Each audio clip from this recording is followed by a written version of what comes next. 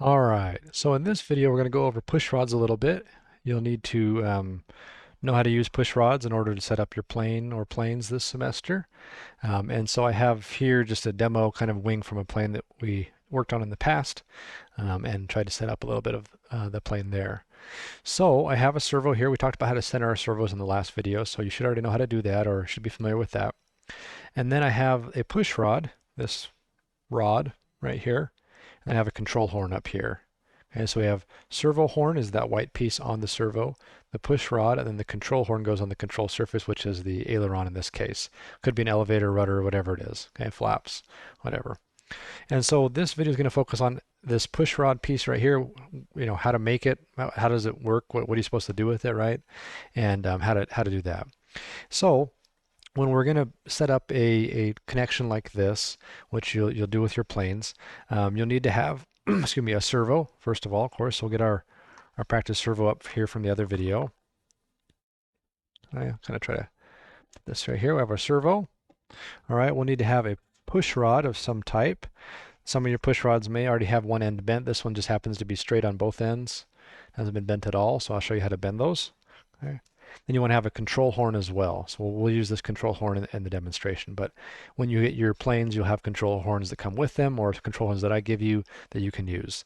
This one happens to be 3D printed. Let's pull it off and show you here. Just a little triangle piece. People use popsicle sticks. People use pieces of old credit cards. You really just need something you can put a hole through that you can then glue into the control surface. On these little foam planes, it doesn't really have to be anything fancy. Okay, so we use a control horn as well. All right, so the trick here is basically to bend this rod, okay, into these shapes, these curved shapes. This is called the Z bend. Okay, see how it kind of jogs like a Z. Sorry, I moved my hand there and I messed it up. Jogs like a Z, okay, so that once it's put on, okay, so if this assembly were glued into the plane, right, the rod, let's see, try to zoom in here a little bit better. There we go. If this assembly were glued into the plane, put that one on backwards. Whoops, sorry. There we go. Okay, it would not be able to, the rod would never be able to come off. So if you kind of see that, the Z-bend prevents the rod from coming off, you know, if that were glued in, coming off either of these things, which means you won't lose your aileron in the middle of a flight. Okay, so that little Z-bend, that little jog there, keeps it in there unless you are able to pitch it up, kind of bend it out, which you're not going to be able to do that if both of the ends are glued in, right? So this kind of keeps our linkage secure so that it doesn't go anywhere, so we don't lose our aileron, so we can still perform everything correctly that we want to do. Okay, so that's the kind of the purpose of a Z-bend. There's different types of bends. You can do a modified Z-bend too. Basically, you just need something that kind of kinks the wire like that can't be pulled out without you unattaching either the control horn or the servo from the airplane. As long as it's not going to come out, you're really honestly pretty good. But there's some different ways to do it that are a little bit easier or better than others. So let's move this off here for a second. I have a little control horn here, or yeah, our servo horn, and then our control horn. Okay. So if you just have a set of needle nose pliers, you can make a Z-bend. All right. I'm going to try to get real up close with this, and hopefully the second view helps to see what I'm doing. I'm going to try to do it kind of this way more so you can see from the camera's view as well as the other view. I don't know. Don't have the best camera tools here, but we'll try. Okay, so a Z-bend, you're going to take your wire here that's not bent at all. And you're going to take it and put it in the needle nose pliers about, I don't know, about that far down. You're going to get about maybe a 1/4 inch of the wire in there to start with. Okay, you're going to hold it firmly with your hand. Okay, and you're going to kind of take this other hand, whether your right or left hand doesn't matter. Hold the pliers with one hand, take your other hand and kind of push on the wire, or you could pull it. You just need to bend it around the jaws while you're squeezing. So I'm going to kind of bend it over like so. Okay, I just push that with my thumb. It's not too hard with this wire. It's not that thick. Okay, so it kind of helps to roll it around just with your finger right there. And there's our first 90-degree bend. Okay, so we can take that off. Now we have a little 90-degree bend. Okay, the next step is to grab that 90-degree bend in about let's see, I don't know, about that far down the jaw, around a third down the jaw. So you don't need to go way down here. You don't need to go way up here. You got to be able to grip it well, but basically the farther you put this into the jaw, the bigger the center section of the bend will be, if that makes sense. I'll show you that in a second. Okay, but we're going to put it in there about right there. Okay, we're going to clamp down on it, hold it tight with our hand again. Okay, and again we're going to push it down and kind of roll the pliers over and give us a nice bend. So now it's coming out that direction. Okay, so if I let go now, we have kind of a I don't know, a hook shaped. We have our first 90 there, and then I bent it over here, and that's part of our bend. Okay, so you could actually use this as kind of a modified Z-bend. If I have one of my control horns here, let's see if we can put it in. Okay, kind of goes around the corner. A little bit hard when it's not attached to anything to get it around there. Let's see if I can do it. Maybe I use the pliers. Once these ends are attached to things, it's a little bit easier to get them on, but I'll try to show you here for the purposes of this demonstration. Come on. Poke myself in the finger. Okay, there we go. All right, so we see that now, this can't come off unless I have that ability to move an angle and go around the corner of the bend.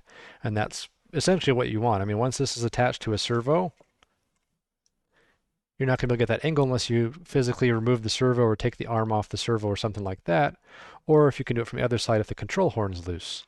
Okay, but once you have the aircraft set up, that's not going to be the case. None of those are going to be loose, so the rod can't come out. So, I mean, in a sense, you could be done right there if you wanted to. Okay. If you want to get the full Z-bend, though, let's finish that out. If I can get this off again. There we go. Okay. The full Z-bend, what we're going to do is we're going to grab, so this curve shape here. So if it's flat here, then pokes up towards the camera. I'm going to grab that, the whole thing this time. So I'm grabbing this whole assembly in there, and with the wires coming out this way, okay, from the pliers. And I'm going to, see how it's pointed up here, I'm going to pull it kind of down towards me, so it's going to go down this way. So I'm going to hold it tight, I'm going to rotate the wire as I go. Okay, so now it's kind of lined up with the pliers. And then we take it out, and there's a little Z-bend. You can see it okay. You can see my angles weren't exactly perfect on that one, so it's a little bit wonky, right? But this center section here, okay, the lengths of the wire, so the length that hangs off, the length in the center section, and then of course the other length here, I guess you could say, are all determined by where you place the pliers when you start. So if you were to start your bend, and instead of just placing a little bit of wire right here and you went like this, then you have a lot hanging off the end when you finished it. It'd be really long right here, right? Maybe more importantly sometimes is the second bend. So I'll do another bend here. First one, okay, over. Now I grab that L in the pliers, okay. If I grab it really deep, okay, like this, let's try the really deep one. Just for fun. I still got to catch it in the jaws so I can actually bend it, but we'll do a deeper one. Okay. And then I can just go straight into the third bend from here. I don't have to take it out or anything like that again. I just pull it down like this. Okay. And there we go. So see that? That center section is relatively, huge. Very tall, we could say. Focus, there we go. Relatively tall compared to the center section on this one. Okay. You can also see it's important. You can see my angles aren't quite 90-degree angles here. That happens sometimes when you're making the bends. This one I did a little bit better on getting those 90s, but it's still kind of not quite 90. And so I'm just going to cut this one off real quick.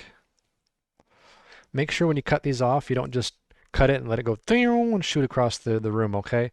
Either cut it into your hand like this. It's not going to hurt you. Okay, it's not coming off that fast. Or kind of put it down on the table, so at least it kind of flies into the table and doesn't like go shooting across the room. There's a little piece, just throw it in the garbage, okay? But the angle I was talking about, so if you do your bend, okay, so like this, I'm going to bend over for the first bend. If I don't quite push it a little bit past 90 almost, then it won't end up being a nice 90. If I just push it to right when I think it's 90, it's going to flex back a little bit. It's not going to give me a nice 90-degree bend. See, I went a little bit past on that one, and that's a pretty good 90 right there.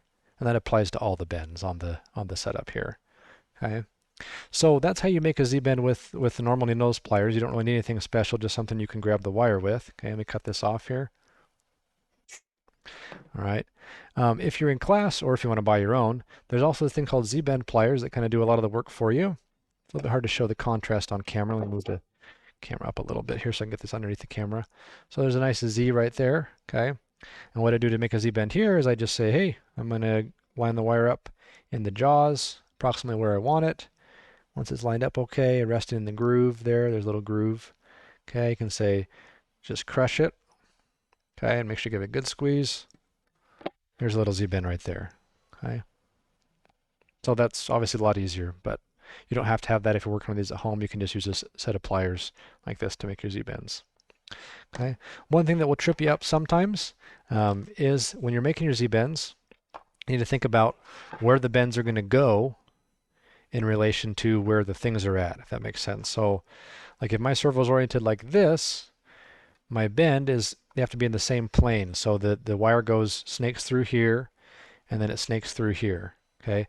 If I wanted to mount my servo like this for some reason, so if I want to have it up like this against there, I still have to have this control horn still has to be bent so the control horn can go in there. So in this case, I have my snaking kind of going vertically right here, and then it has to go horizontal right here, if that makes sense. So the bends, when you put them on the wire, make sure you check the other end, or if you haven't bent the other end yet, you're good. But if you bent one end already, you want to check the second bend to make sure it's in the right plane, whether it's vertical or horizontal. Typically, those are the two planes you'll deal with in relation to the other bend you already did.